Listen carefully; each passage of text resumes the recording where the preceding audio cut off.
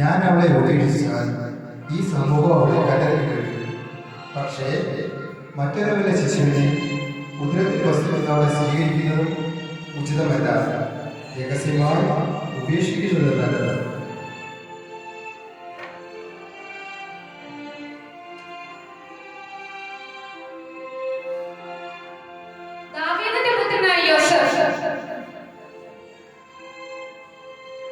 മറിയത്തെ ഭാര്യയായി സ്വീകരിക്കാൻ നീ ശങ്കിക്കണ്ട. അവൾ ഗർഭം ധരിച്ചിരിക്കുന്നത് പരിശുദ്ധാത്മാവിനാലാണ്. അവൾ ഒരു പുത്രനെ പ്രസവിക്കും. അവനെ യേശു എന്ന് പേരിടണം.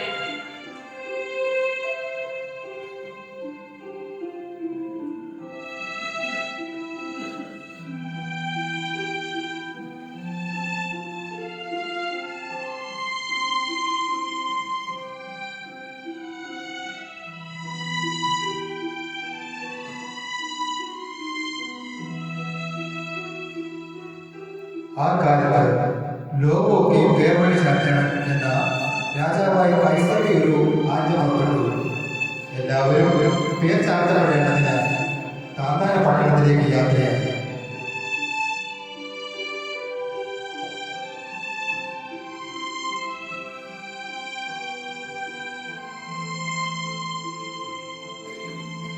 അങ്ങനെ യോസേഫ് ദാവീദിന്റെ ഗൃഹത്തിലും കുലത്തിലുമുള്ളവനാകുന്നുണ്ട് തന്റെ ഭാര്യയായ മറിയയെ കൂട്ടി യഹൂദയിലെ ബേത്ലഹേം എന്ന ദാവീദിന്റെ പട്ടണത്തിലേക്ക് പോയി.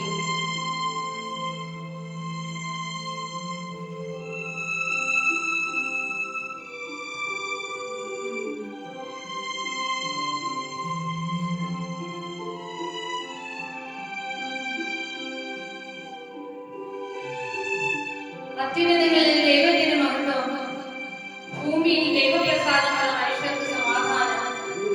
ഇതാ സകല ജനത്തിനും വേണ്ടിയുള്ള വലിയ സന്തോഷത്തിന്റെ വാർത്ത ഞാൻ നിങ്ങളെ അറിയിക്കുന്നു. ദാവീദിന്റെ പട്ടണത്തിൽ നിങ്ങൾക്കായി ഒരു രക്ഷകൻ, കർത്താവായ ക്രിസ്തു ഇന്ന് ജനിച്ചിരിക്കുന്നു.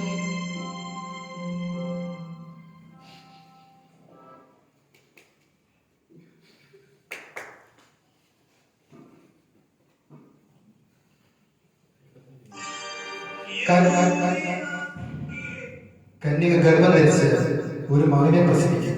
അവനെ ദൈവം നമ്മോടുകൂടി എന്നർത്ഥമുള്ള ഇമ്മാനുവൽ എന്ന പേർ വിളിക്കും എന്ന് കർത്താവ്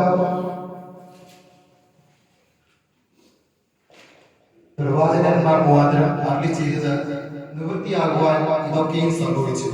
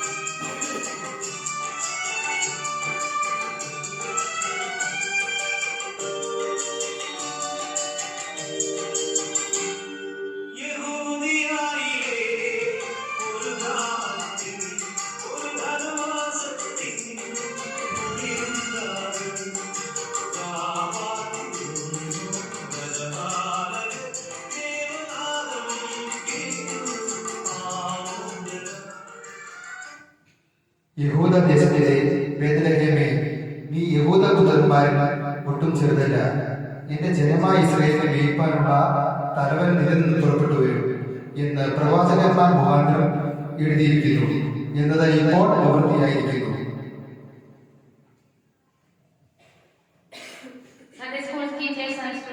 സ്നേഹത്തിന്റെയും സന്തോഷത്തിന്റെയും സമാധാനത്തിന്റെയും ക്രിസ്മസ് ഒരു പുതുവത്സരാശംസകൾ. Vishu a merry Christmas and happy